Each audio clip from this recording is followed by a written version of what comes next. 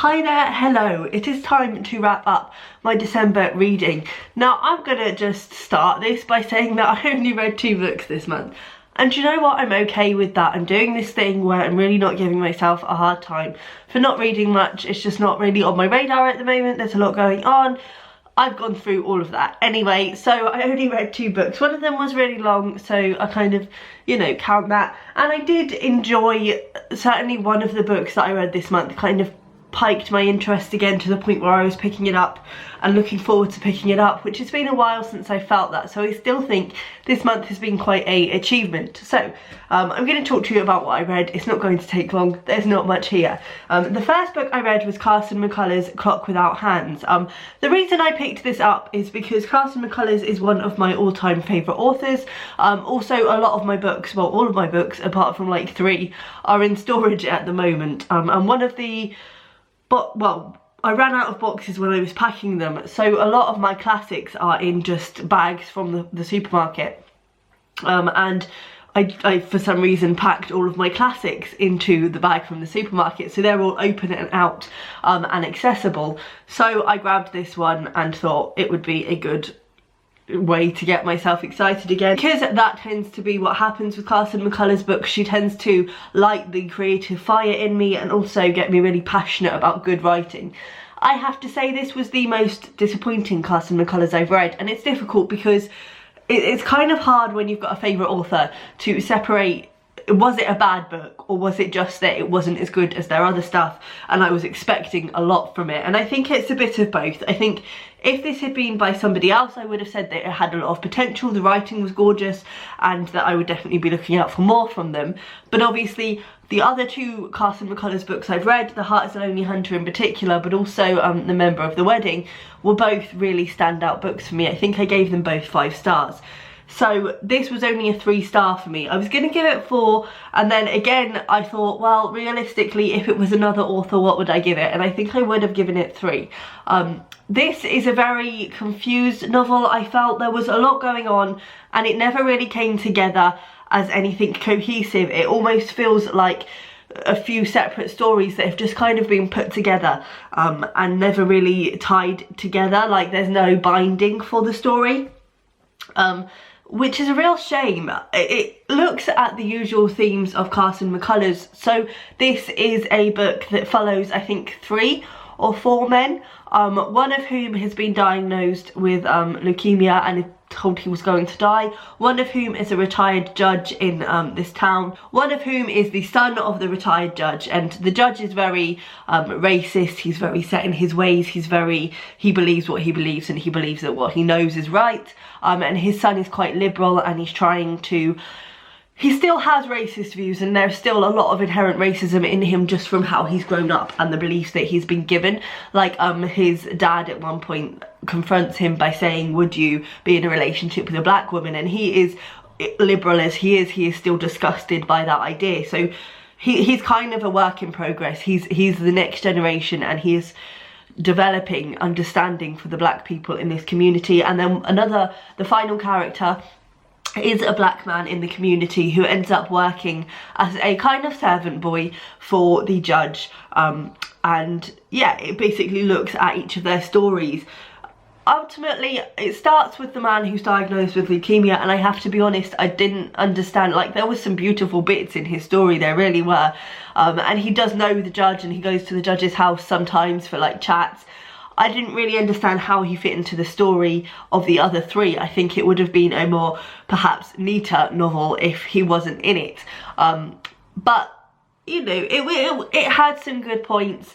Ultimately, it just fails to really come together. I think what I've told you is basically what it is. It's just these loose strands of following these people through their journeys, and then there is a bit at the end that's kind of trying to be a plot point, I think, but it kind of ends up just being unnecessary and unexplained. I don't know, it just, yeah, the whole thing just kind of fell apart for me, which is a real shame. I think it's definitely still worth a read in terms of the writing and the ideas. When you think that this was published in 1961, it's still a really radical outlook for a woman to have.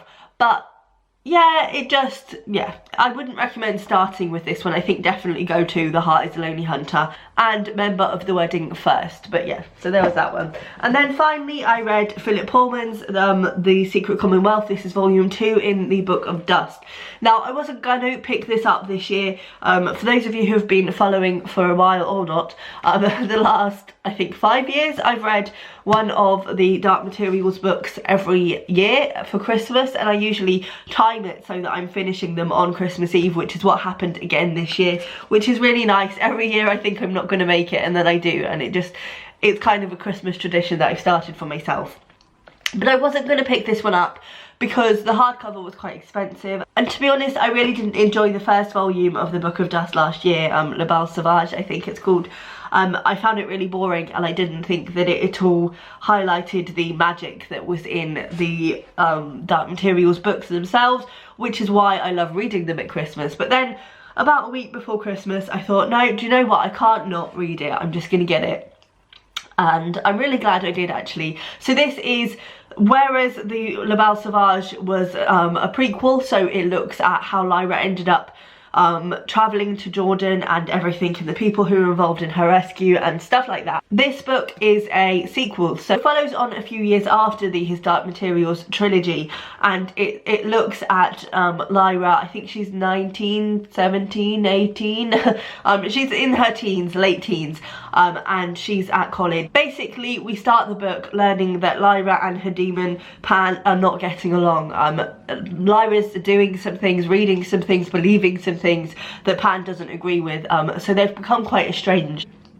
And he spends a lot of time away, and on one of his nighttime excursions he ends up witnessing a murder, and he goes back to tell Lyra about it, and they start exploring it together. However, as they are trying to uncover this murder and this mystery, Pan and Lyra's relationship becomes so strained that Pan actually goes away. He just leaves her, and basically the book follows not only the sideline of this murder, but also Lyra trying to get back to Pan, and Pan ultimately trying to get back to Lyra.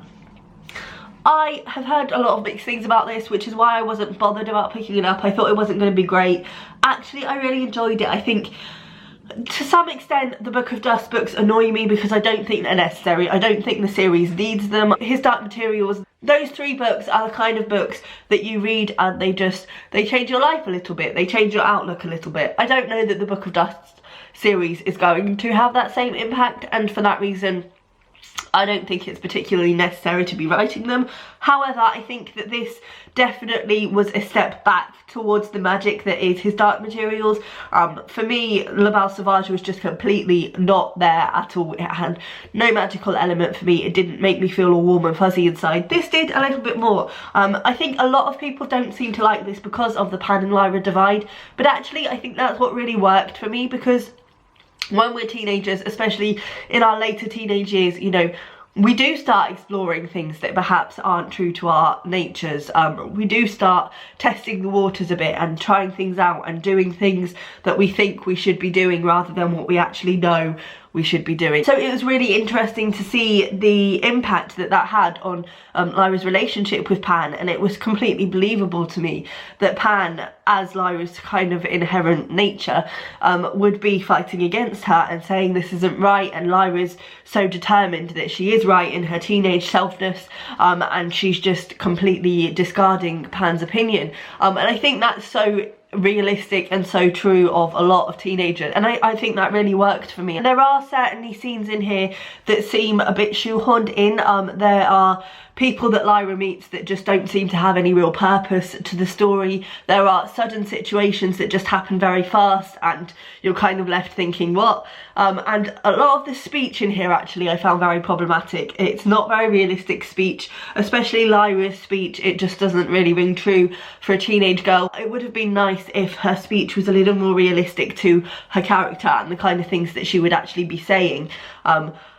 But those niggles aside, I did enjoy this. As I say, it had me excited about picking up a book again, which I haven't been in a while.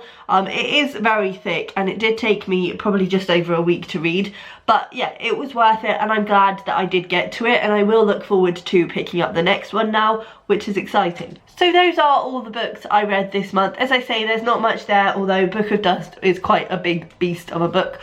Please let me know down below if you've read any of these, especially the Secret Commonwealth. I'd be interested to know what people thought, because as I say, I've heard generally negative things. I was quite pleasantly surprised. Anyway, I will see you next time. Bye.